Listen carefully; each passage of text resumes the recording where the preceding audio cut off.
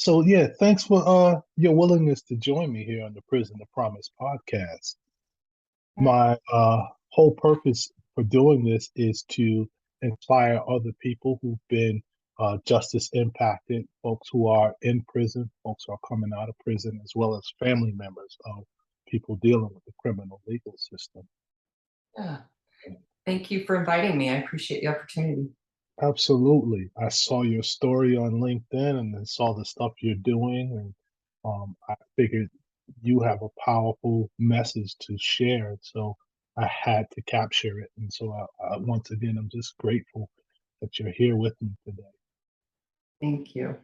And so if we could just jump right in, Portia, um, perhaps you could tell our listeners a bit about who you are, where you're from, and maybe how much time you did in state prison or Yeah. federal prison. Yeah. So my name is Portia Louder. I live in Utah. I am a mother of six children, a lot. One of those children I gave up for adoption, but we've reconnected. Awesome. And yeah, it's been really beautiful. I spent 4.5 years in federal prison. So my time was spent, I started out in Dublin, California by Oakland Mhm. at an FCI, which is for women, federal prison is either a camp or all security. So I Mm. started out in an all security here, there, and was transferred to Minnesota for 3 years. And then the last 7 months I spent in a camp. And Mhm. I'm gonna, if it's okay, I'll give you a little bit of history of how I got there and then some of the, Abs- okay, great. Um, so I was raised in a small town in Utah. I am the oldest of seven children, so a Wow. big family.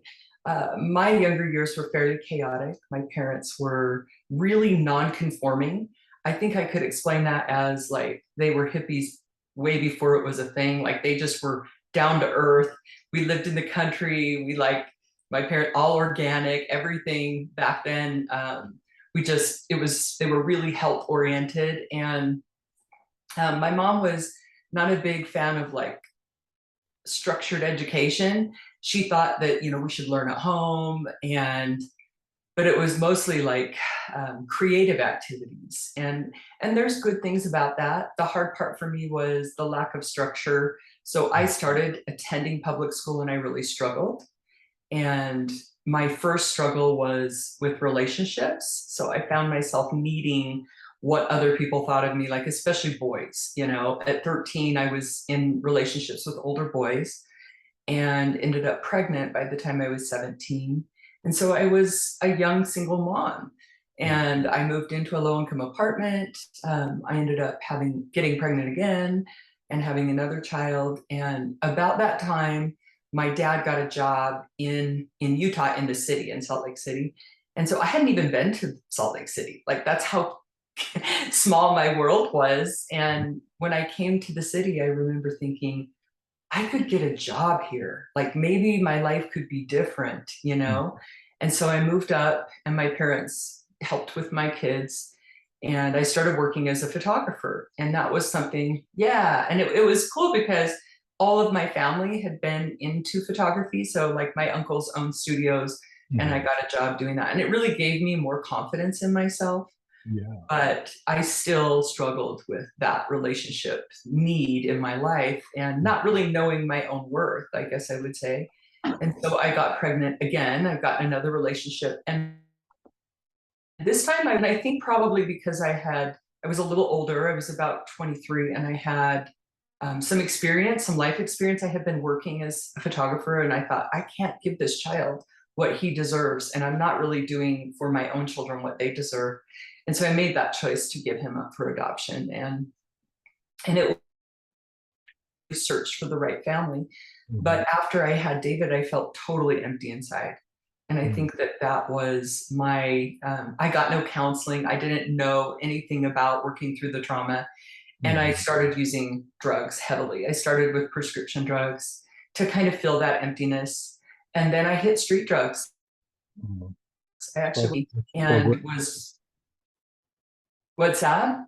I said it's like a natural progression, pharmaceutical. Yeah. Yeah, like I just, yep, I after using prescription drugs for a while, the people I was associating with, it was like, try this, and I did, and I was like immediately hooked.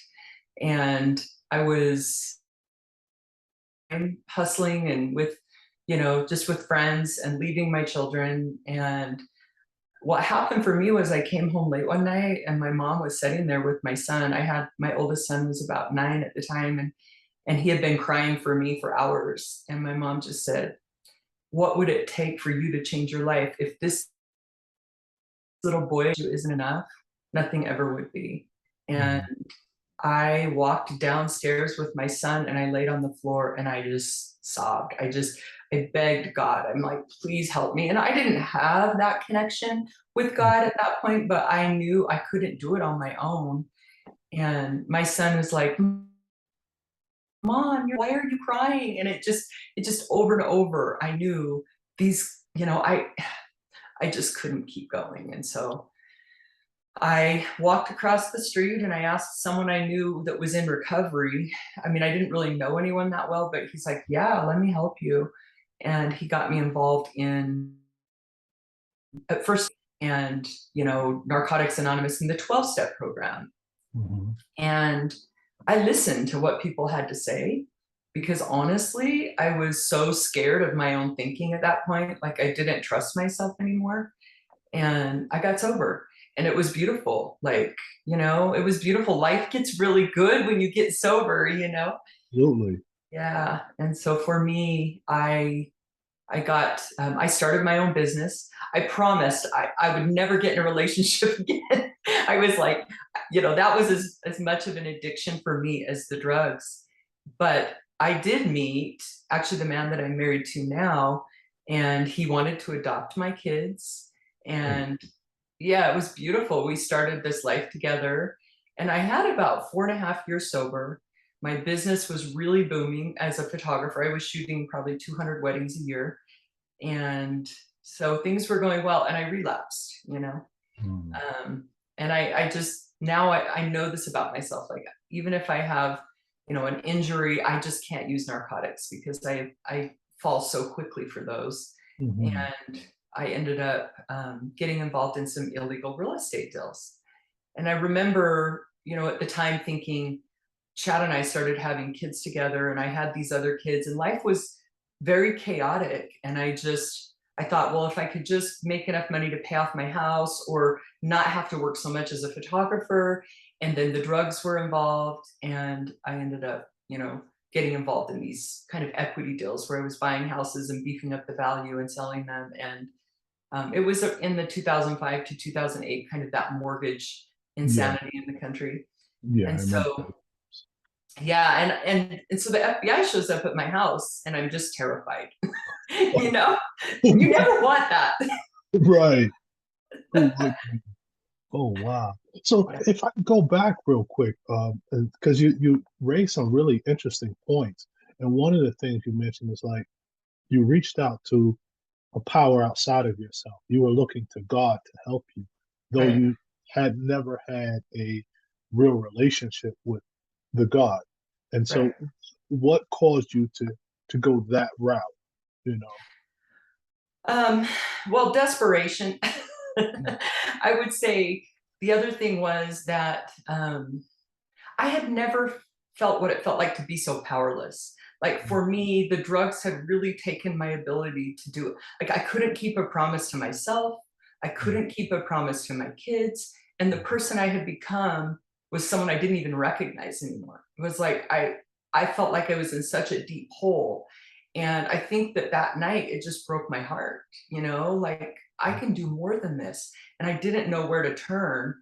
And Yeah. so I just said that prayer, like, help me. Yeah. And it was the beginning of a recovery for me. It was a sincere effort, a sincere longing. And so I Right. guess that is what helped you to become sober, that starting point right there. You know, Yeah. I thought Yeah. for, well, go right ahead. I've never doubted that God can do something for me I can't do for myself from that point on, because I literally was so powerless over the drug.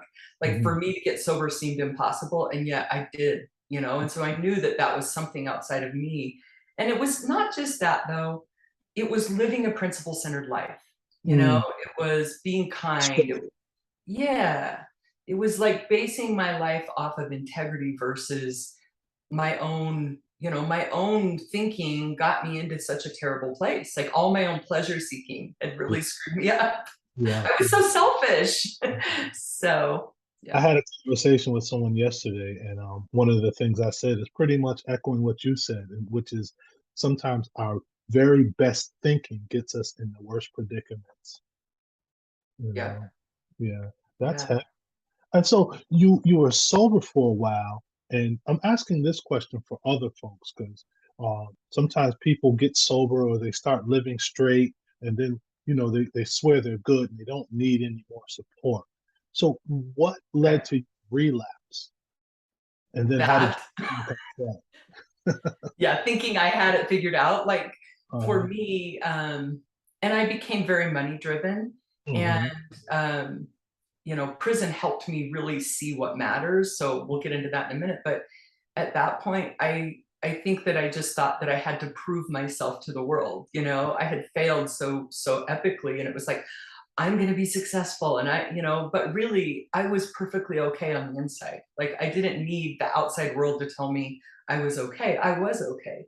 But Yeah, it took me going to prison to like really hit a bottom to figure that out later. And yeah, so as I continued to try to fill things, I got too busy to go to meetings, too busy to reach out for support, too busy to serve others, and I yeah. relapsed. I mean, that, Oh, and I wasn't honest with myself about it. I kept thinking I could handle it. And that those are lessons I've learned. The other thing I've learned is that a mistake is a mistake, but by far the bigger mistake is to deny the mistake. you know? yeah, it's a tongue twister, but it's real. A mistake is a mistake, but by far the biggest mistake is to deny the mistake. Right. Yeah, Yeah, because make a yeah. mistake, turn around. Deny it, it'll take you years to turn around. Or you'll So, die in it. yep, yep. Yeah, absolutely. That, I mean, you're dropping some heavy gems here, about Oh, just recognizing self. And what I'm gathering from you, listening to you, is the importance of knowing oneself, the importance of being honest with oneself, because at the end of the day, it's the self on self that really matters, not the self on other people, but how I deal with myself, yeah, how I understand myself, how I accept myself. And so yeah, you went to prison, you said, and that's when you started to see the light in this darkest spot, it sounds like. yeah, Can you yeah. talk about that? Yeah, I mean, I think I'm unique in comparison to some that I spent time with, Mhm, because my parents, I had not been involved with the justice system. I can see now how privileged I was mhm, because, I was raised middle class. My parents weren't addicts. mhm, So, I had not had that experience. And really, even the way that I went to prison was very privileged mhm, because I went in, they did my fingerprints, they let me out on pretrial. So, like, I didn't just get locked up, the way most people do. I got to say goodbye to my kids before my husband drove me to prison. Um, mhm, it was still devastating. mhm, My sentence range was 0 to 7 years, mhm, and I remember walking into the courtroom and knowing for the first time that the judge was going to give me the 7 years, mhm, because up to that point I really thought, I was just in denial still.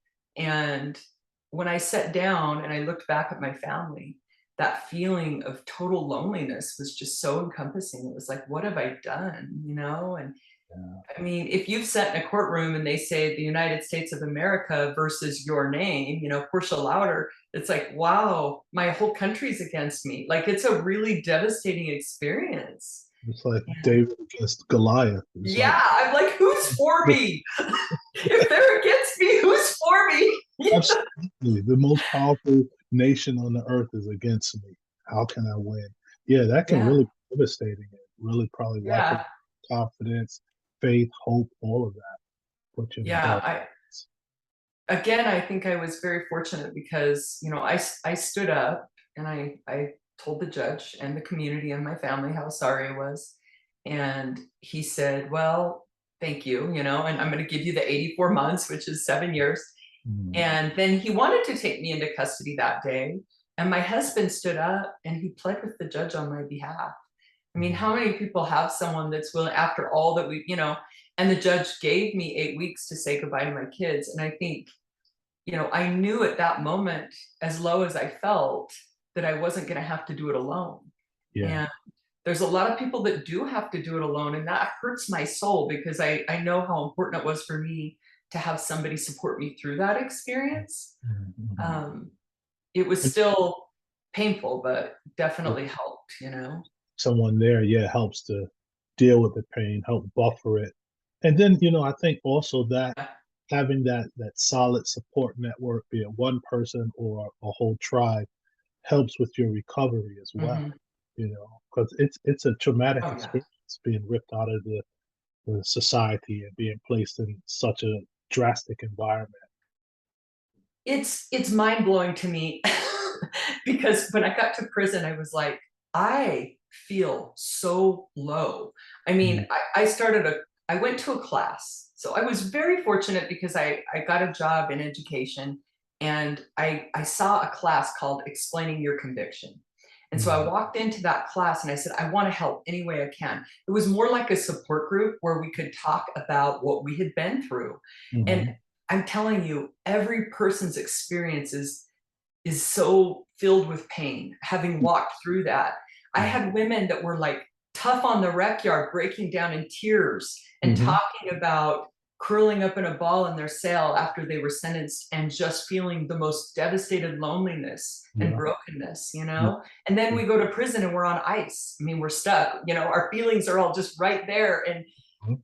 it was like I got to love my sisters in prison so much and to recognize like their struggles, and we just really got through this together. But the Yeah. struggle is real, the pain is real, the trauma is real, you Yeah. know? And you hit it right on the nail. I was waiting for you to say that, just that the trauma. And it seems like the vast majority of us who find ourselves in prison have a history of trauma somewhere down the line, you know? Imagine this, every class I ever sat in, when they would ask who in the room hadn't either been sexually abused, raped, beat up, I Mm, was the only one. I, mm, I sat with hundreds of women, and I was the only one, that hadn't been abused, assaulted, and traumatized either by their parents, family, friends. It was just so mm. shocking to me the level of trauma that people have experienced and their strength to Yeah, keep going. Like they yeah, keep getting up and going. And it just was very humbling for me to yeah. see people coming from the hardest circumstances still supporting me. Like they're like, you're gonna be okay. Like they're helping me through this. And Mhm. yet they've suffered in ways I can't imagine, you Yeah, know? yeah, absolutely. So would you say that those groups that you attended were part of what helped you make a turnaround, or was there something else that really started to point you towards the light? A couple of things happened. One thing happened for me was as soon as I got to prison and I felt completely broken. I mean, within a few days, I'm just laying in my cell, curled up, just devastated. My bunkie's like, "Hey, you got to get out of here. They're going to put you in a suicide cell. Like, you need to move. You need to get out." So I go sit out at a table and I'm just crying. I'm like, like I Yeah. can't. It hurts. And there's this gal. Oh, it hurt. And there's this gal next to me, and she doesn't even know me. And she's like, "You're okay, baby. Just keep breathing. You're gonna Mhm, get through this. We all go through it. I'm mhm. right here if you need to talk." And I'm like, the kindness and the compassion shown me was just overwhelming. And Wow. so, after a few days of that, I felt strong enough to go to the track. And I walked around the track and I said it, I said this, I said, "Portia, get it together. You Mm, need to make something of this time. This mm. might be the most important time of your entire life. Wow. You're fortunate. Quit feeling sorry for yourself." And I remembered this one thing that was said to me that was so helpful for me.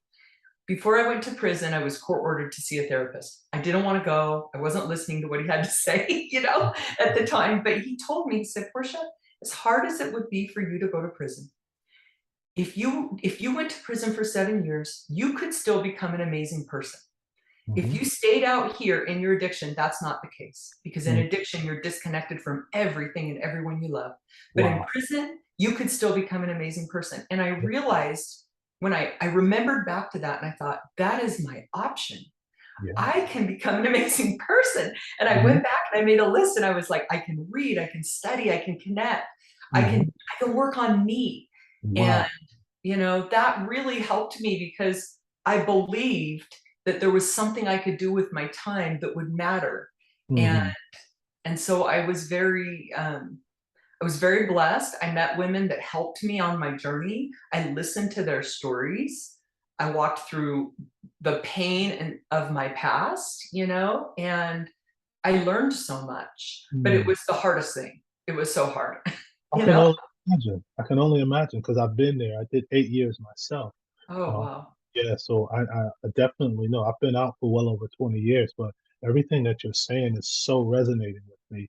And I think anyone that listens to this discussion is going to resonate with them too. Yeah, And going back on a couple of things you mentioned, one of the things was that self-talk and working on self. I think it's so important the messages that we tell ourselves about ourselves. And yeah, often we probably tell ourselves very negative messages that have been given to us from our community, from our family, from the world at large, without even realizing how self-defeating it is. You right. know, so that's just very powerful. One of the things that helped me a lot, like a couple of things. One, 2 years in, I saw a girl get up and just really be so open and honest in a group. Mhm. She shared everything she'd ever done to hurt anyone, and she took full accountability. And I Mm. realized right then that there was total power in just owning my life. I'm not mad. I don't care what the government says or does. I don't care. I am 100% responsible for me and my doing that, I was able to start to dream again and hope for something different. So Mhm. that was really helpful. The other thing that I decided was the world is cheering me on. Mm. Everyone wants me to succeed. And I used to say that to all my friends. I'm like, they want us to succeed. And they're like, you're crazy. Nobody cares about us. And I'm like, no, the world is cheering us on. And I believe that so much about Uh, people in prison. And I don't yeah, think it helps us not to believe that. absolutely. Again, that's that self-talk, that self-messaging, Yeah, that personal indoctrination. We have to convince ourselves sometimes of the crazy ideas because that's the only way we're going to survive and do better. And isn't it interesting though, Portia, how in such a dark place a person can find the light in such a condition of depravity, someone can really find their strength, their passion, their purpose, and emerge so much better. It yeah, makes me think of someone who finds gold or diamonds, and they find it in the muck of the ground. But once right, they put it in the hot oven and the kiln in the furnace, and after it goes through that process, all the impurities are burnt off, and that just the pureness of whatever that gem is remains. right, You talked about walking through your emotions, just going through the process of prison. It's a fire of sorts, and when right. we go through it, when we become responsible and we claim all of our crap, I think it allows us to emerge as a much brighter, pure version of ourselves than what we were before we went in. That has been my experience. I came home from prison and I thought, why aren't people celebrating? Like, people that go through prison are amazing. They overcome the hardest things. They Absolutely. come out stronger and better. Why are we pretending like we have to not talk about that? Like, Mhm. that's a major accomplishment, Yeah. And so I just thought, I am not going to listen to what anyone else has to say when it comes to that it's a bad thing. I know better. I Yeah. know these people. They're my friends. They're people that loved and supported me. They're brave and strong. And there is Mhm. no reason to not celebrate the fact that they are overcoming so much and coming out. My prison friends are some of my most trusted friends. I would hire them 10 times over. They're the hardest workers. They're humble. And that Absolutely. is so beautiful in this world to have people emerge humble and grateful for an opportunity to do better. And Yeah. I love them. And I am like, no one can convince me that the people in prison are anything but beautiful because I lived there. I know Yes. better, Absolutely. And some of that beauty you speak about seems like it doesn't. I think it's in men's prisons, but men don't show it as readily. But at the same time, yeah, some of the most beautiful, brilliant men I've met in prison Yeah. are there. And one of the things I'm also thinking about, reflecting on what you said, is that people who are coming out of prison will make some of the best employees, some of the best friends. I think oftentimes what they need is just opportunity. Someone who gives them a winning chance, someone who trusts them, someone who helps them earn a living wage. I think you'll have a great person on your hands. You know. I had a friend I met in prison that I just loved from the minute she walked in the door. Hmm. I just loved her. And she had been raised so poor. She'd lost her father to suicide, her mother to addiction. And she was 26. I never heard her feel sorry for herself. She got out, she got a job working first at Kentucky Fried Chicken, then at a care center for the elderly. And when a family of one of the elderly clients that they noticed how amazing she was with their mother, they hired her to come work for them. And then they gave her a job as a project manager. And her Wow. life is amazing. She is touching so many people. She is like salt of the earth. And Mm, she's so much more compassionate because of her experiences and yeah. so trustworthy. I just can't imagine why people wouldn't give someone in prison a chance. It just shocks me, you It's know? the stigma that goes with it. They stigmatize those of us Yeah. who in prison, and it's hard to shake those stigmas. There's a Yeah. professor. She wrote a book. Her name is Keisha Middlemass. She Mhm. wrote a book called "Convicted and Condemned." Yeah. I'm gonna Once get you, it. yeah, it's hard to not be condemned. I have it right here. I don't know if you can see it. Yeah. Convicted and Condemned. Yeah. I will definitely order. I love to read, so I'm totally gonna get it. It's the politics and policies of prisoner reentry. Keisha Middlemass. She's out of Yale. I had an opportunity to meet her. She's a very dope professor. Yeah. But um, in interest of time, because I'm loving our conversation, but Yeah. I'd love to hear about what you're doing now. Like, how long have you been out, and what are you doing now? Yeah. So I've been out for 3 years, Hmm. not that long. It's hard to come back. Like it Yeah. just that I felt so alone and weird because I was so used to the connection. And um, I got a job as a photographer and it really didn't mean the same to me. And so I Hmm. started working with women in a treatment center. And I had this love inside me that I just needed to, I had so much to share. So I started writing a book and Hmm. I published that last year. That's done really well. I haven't done any marketing or anything, and I just worked with different editors and self-published, but it has, at least in Utah, I'm pretty active on social media. And so I speak a lot. I go to jails and prisons and I work with, kids that are in foster care, empowerment skills. Hmm. Uh, I go to different schools and speak as well, just trying to again share the humanity of the people I met and connect people out here to that. Yeah. My life is not based on money. I learned that really didn't bring a whole lot into my life when I was in prison. Hmm. Money just didn't matter to me. It was the connection. And I realized when I left, nothing I do here to try to make money is going to matter, but who I become is what's going to matter, Hmm. And so I mean, I'm just driven to this work. That's kind of where I'm at. Yeah, yeah, yeah. Awesome. And it seems like many of us who go through the incarceration process, when we come out, we want to give back, Right. start to see the real values because the things that we chase, most of us go to prison behind money or passion, you Right. know. And so Right. we realize that those things, we need some of that stuff, but it's not what really matters, Right. you Right. know. Absolutely. So I write letters to people all over the country in prison. I love to go to prison. Like, I mean, I love to go. I always tell people, everyone else is trying to get out. I'm trying to get back in. Yeah, yeah. I, 'Cause so you can really find or you can really do some quality work. I think of like one of the apostles from the Bible. I forgot who it was, but they called themselves the fisher of men. yeah, You know, they're it going was in there. Peter. It was Yeah. Peter. I was going Yeah. to say Paul, but yeah, it was Peter. Paul was a bad A too, though. He was like, he gave it to the people. He was a Yeah, rebel. yeah, yeah. All of those folks were bad. Yeah. If you think about it, they were all rebels. But yeah, going inside the prisons and fishing for souls, fishing, to help people change their lives because everyone has this greatness inside of them. You know, You one of the know, go right ahead. well, it's interesting because I agree with you, but I feel like when I go in, I get so much more. Like, I feel like they're serving me. Like, every time I'm with them, I'm like, thank you for filling me up, you Mhm. know?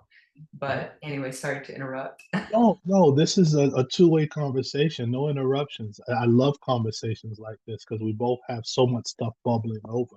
Right. Um, but one of the things, like you just said, folks inside are giving you. It makes me think about my time as a professor. I would go in the classroom as the student, though I was the professor, because Okay. the students are so rich in knowledge and insight. And Yeah. it's the same in these prisons. So many deep thinkers, intellectual people with such wisdom. You know, Yeah. It's and it's beautiful. yeah, you can't help but grow from engaging with these folks.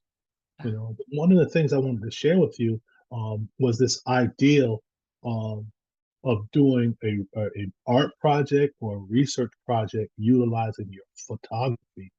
Um, I forget what it's called. It's photo. I can't think of it, but what you do is you have people take photographs of whatever subject matter and then Mhm. they make slideshows of them with narrative or captions over the slides, and they talk about it. You know, Yeah, I would be super interested. I mean, I love creativity. So, growing up the way I did, like photography, I love light, but I Mhm. love people and connection. And I think that I have found my, I found so much more. I actually taught a photography class in prison. So they let me write a curriculum and teach the basics of photography. I Wow. grew up as a photographer. So that's like in my genes. But Right. like, Exactly. yeah, it's really good, but stories, like, now I've gotten to the point where I'm like, people's stories, that Mhm. just feeds my soul. I mean, so I tell people stories, um and that has, I mean, I do it on social media. I if Yeah, I just get so excited about it because I think people need to know these stories, these Absolutely. amazing women, and And men the too. stories grab my attention. Your stories, your writing style that I was reading. I'm like, wow, she's a great writer. Great Thank stories. And you. the shortest distance between any of us, I believe, is our stories. Right. Because Absolutely. within the story, there's so much emotion, Yep. and all of So us can. it connects us, right? Absolutely. You know. Yeah. So one thing that makes you happy may not make me happy, but both of us know what happiness is. And Right. I love that. yeah, that's what connects us. And so I really appreciate it. I want to ask you just a couple other questions before we get out of here. We got about 5 minutes. Okay. Um, but one of the things is, if you could capture your story, your journey, um, in a title or in a phrase or catchphrase or something, what would that be? It would be a compassionate journey through federal prison, because a compassionate journey through federal, or a powerful woman speaking the truth. I like both of those because I feel like my journey through federal prison was so filled with compassion by the people I met, but I'm also absolutely determined to speak the truth. So I don't know. That's two. I see. I already broke the rule. It could actually be one Yeah. because, a compassionate journey through federal prison is the title. The Yeah. subtitle is a compassionate woman speaking the truth. Yeah. A powerful woman speaking the truth. It's a compassionate journey through federal prison and a powerful woman speaking the truth. That would be it. Yeah, because I feel like there's so much power in the truth, and you just share it, and it Mhm, doesn't really matter what he says, you're just going to speak the truth regardless. mhm. So, And truth never has a problem being shared or challenged, whereas, lies have problems being shared and challenged. right, So, right. yeah, there is power in truth. You know. Absolutely. Yeah. And finally, um, if there was a young woman or a young man um, that you were speaking truth to power about recovery from prison or avoiding prison, what would be some wisdom you would drop on that person? I would say you are amazing. You mm, have such an excuse me, such an important purpose on this earth. You have no idea yet, but the best is yet to come for you. And every hard experience that you've been through has the ability to help others. Know mm, your worth. You have so much potential yeah, because in any situation, that's your power to decide. You can set in an isolation cell and you can change your thoughts and you can come to know your worth and your value and realize the impact you can make. And the wow. people I've met, young kids, adults, they need to know how Mhm. valuable they are and that they have an important purpose on this earth. Yeah, yeah. That is so true. We all have this important purpose and we all have this inherent value to help each other, which makes me think about like the ants of the earth. They're all little creatures, but they're so important to their unit. And Yeah, together you do such big things, you know. And as I listen to you, I'm also thinking about a quote, and I'm not going to quote it accurately, but the late rapper Nipsey Hussle was known to have said that um, part of my purpose here is to give of myself until I am empty. yeah, love You know, that. yeah. Yeah, So we have to leave here empty. You yeah, know, yeah, give it all. Because yeah. you're leaving with nothing regardless. Like That's that's right. just like prison, you're gonna leave with no material possessions.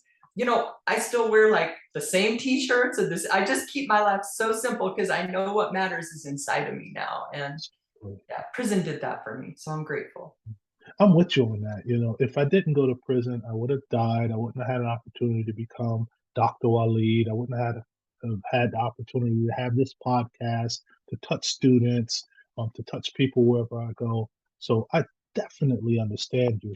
And Yeah. there is such, I mean, though it's such a traumatic experience, there's so much value in Yes, absolutely. Thank you so much for inviting me. I'm grateful to just in this time with you has been so filling for me. Like it's gonna be a great day. I appreciate your time. So So thank you too, Portia. And what I'll do is I'll be sending you an update as to when this episode will drop. And in the meantime, I'm going to ask that um, perhaps you can send me a headshot of yourself so I can use it to help promote this discussion that we've had today. sounds great. All right. You have a great day. Thank All you. right. Thanks again. Be well. All right, you too. All right. Peace.